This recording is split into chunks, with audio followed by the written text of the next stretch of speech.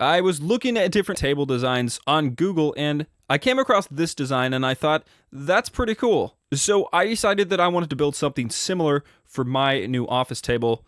I'm not just going to do an exact copycat of the one I found online, but I really like the design of those legs, so I'm going to do something similar to that, but do it slightly different than what they did there in the picture.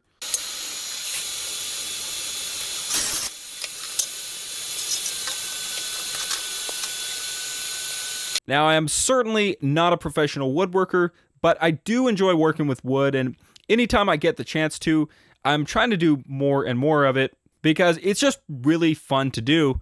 And this wood that I'm using is wood that you could buy from Home Depot, so it's not some high-end kind of wood, it's just the cheap stuff. And again, since I'm not really a professional woodworker, this stuff should work fine. Although I did notice as I started working with this, there's a lot of knots and a lot of cracks that you have to deal with, but I'll deal with those later. What I attempted to do here is essentially just cut all this wood down to the right size and use my planer to get those rounded edges off of those corners, because when I go to glue this up, those edges are going to have to be super tight or else I'm not going to get a good glue up.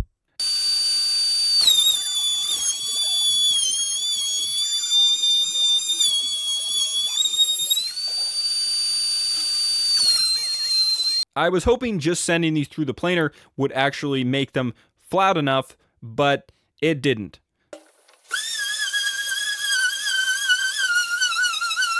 So my next attempt is I'm going to try my skill saw and see if I can cut those straight with a straight edge.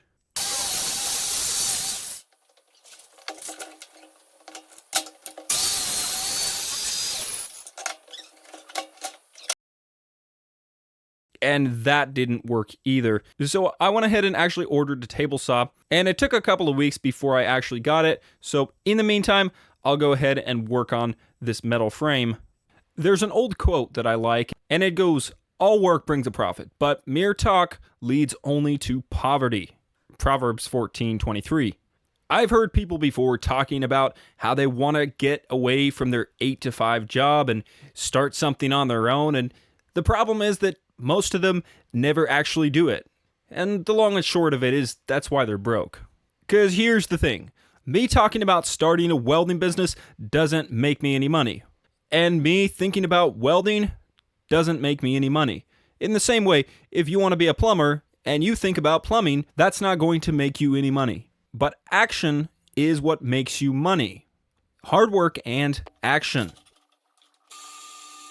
I believe that woodwork and metalwork are actually kind of similar. They're definitely not exactly the same, but one thing that I have found is that the more metal work I've done, it seems to be a little bit easier to transition into doing a little bit of woodworking, because if you really think about it, what do they both have in common? With metal and wood, you have to cut angles, glue things together, make things square, know how to read a tape measure, and make things straight. I'm definitely not saying they're exactly the same trade. They're definitely not. There's so much to learn about any trade, but all I'm saying is there's some parallels, and if you learn one skill, whether that's wood or metal or other various trades, you use some of the same skills to do each of them. And so my goal is to continue to keep learning throughout my whole life. If I ever stop learning for 1 second, I'm probably doing something wrong. One thing to keep in mind when you're building a table is that you always need adjustable feet. Here I bought some adjustable feet off of Amazon because even if your metalwork is perfect, which it probably isn't, I know mine's not, even if it's perfect, the floor you're putting your table on is probably not going to be perfect, so you always need those adjusters.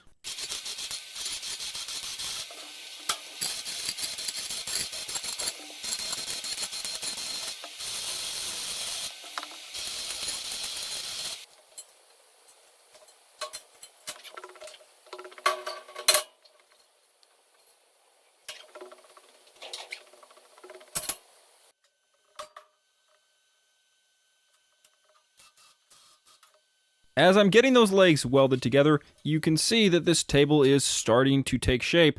and I think it looks pretty good. Now, I'm not going to powder coat this table, but I want to leave it bare metal. The only issue is that I ground down my welds there, and so it makes a more chrome spot, which just kind of stands out.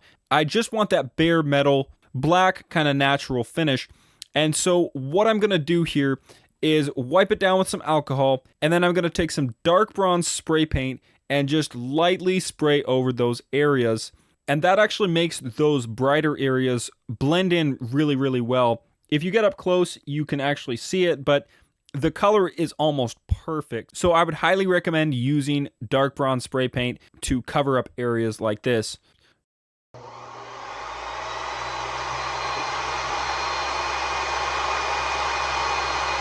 Now, after a couple of weeks, I finally got my table saw, so I'm going to go ahead and start cutting those boards down.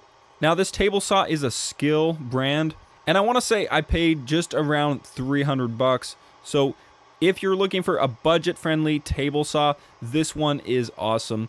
And it cut all my wood just perfectly. The only thing is I did upgrade the blade because I watched some videos beforehand, and they said that you want to put a different blade on it that has more teeth, because the original blade has less teeth, and so it kind of rips up the wood more and doesn't make it look as good.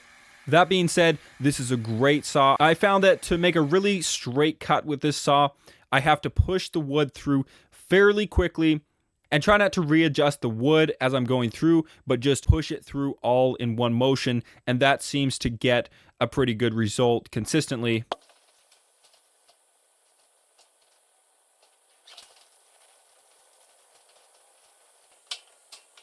To my surprise, just using that table saw made these cuts almost perfect. They're definitely not quite perfect, but this glue up is actually really, really tight. And there's a couple of little cracks that I'm trying to fill there with the wood glue as well to make sure they don't come apart later.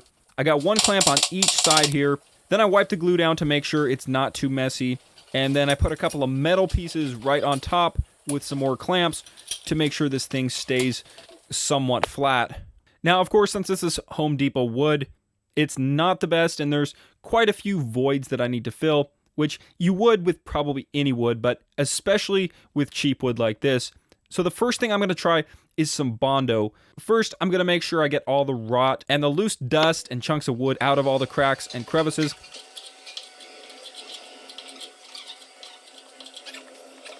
In terms of strength, the Bondo actually worked fairly well, and it sanded down nicely, but the color is just off. It definitely does not match the wood, and so I'm not going to do this on the front side. That's why I was kind of experimenting with it on the back side, just to see what would happen with it. One thing that I had seen people do online is mixing a little bit of stain with the Bondo, and so I went ahead and tried that, but that did not work. It just made the consistency of the Bondo really odd, and it didn't work to fill any of the cracks.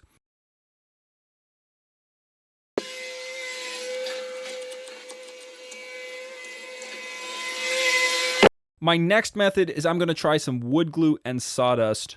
This is a very popular method, and what I saw one person do on YouTube is pour some glue into the hole and then use the sander on top of it so that it creates some dust that'll actually stick on top of the glue and go in the hole. That method really did not work very well, and one thing I found out is that wood glue does not take finish well, and so later I ended up taking most of the glue out and trying something different. I'll show you what I did a little bit later in the video. Now, I did my best to try to fill most of the cracks, but I definitely didn't get them all just yet. The next day after this wood glue had dried, I went ahead and took this down to a local woodworking shop where they have a huge planer, and I had them send this through the machine just a few times, and I was surprised at how quick that massive planer took this piece of wood down and made it almost perfectly flat. Pretty cool. And then after that, he put it through this machine. I don't know what you call that, but it made the edges straight.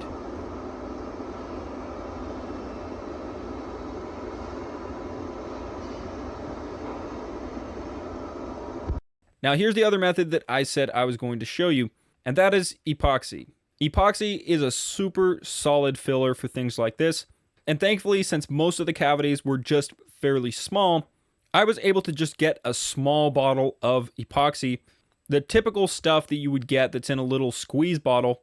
I filled quite a few holes with this epoxy. I definitely didn't get them all, but it worked quite well. And one thing that people do sometimes is put some type of dye in their epoxy, and that just makes it look a little better. In fact, one guy even told me that I could put sawdust mixed in with the epoxy, and that would actually match the grain of the wood really well.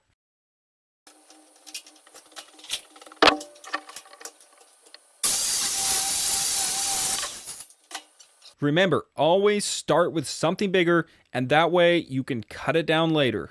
I was able to use my large square and clamp it down to the wood as a straight edge to make sure that I got a straight cut. So I'm going to start off with a 120 grit, and I'm going to work my way up to a 220.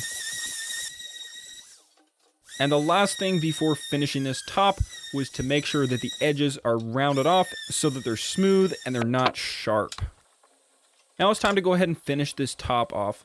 First thing I'm going to do is try to wipe down all the dust that I can. So I'm going to use some rubbing alcohol here, just clean off the top of the wood.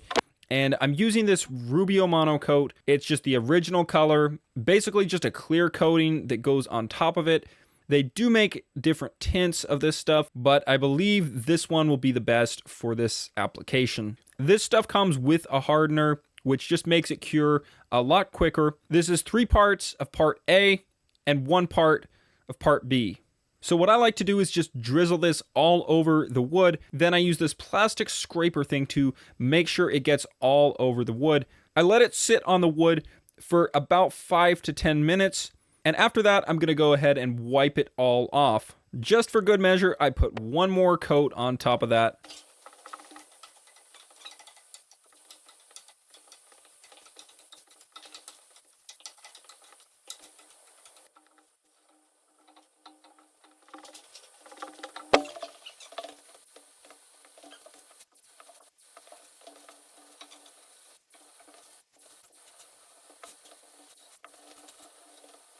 Now for the last part of this table, I need to go ahead and make some tabs for this table to actually screw into. So I put some tubes across there and then put some clamps with a spacer that is spaced out to 1.25 inches. That is the thickness of my tabletop, and so hopefully that will come up exactly flush.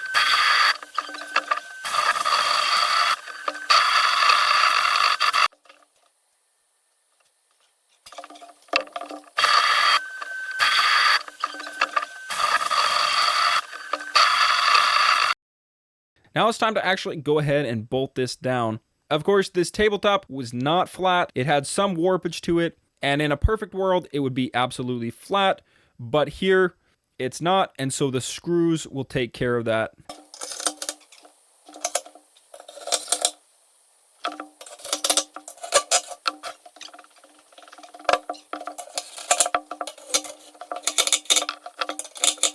Now, finally, time to get rid of this old ugly table and put in the new one.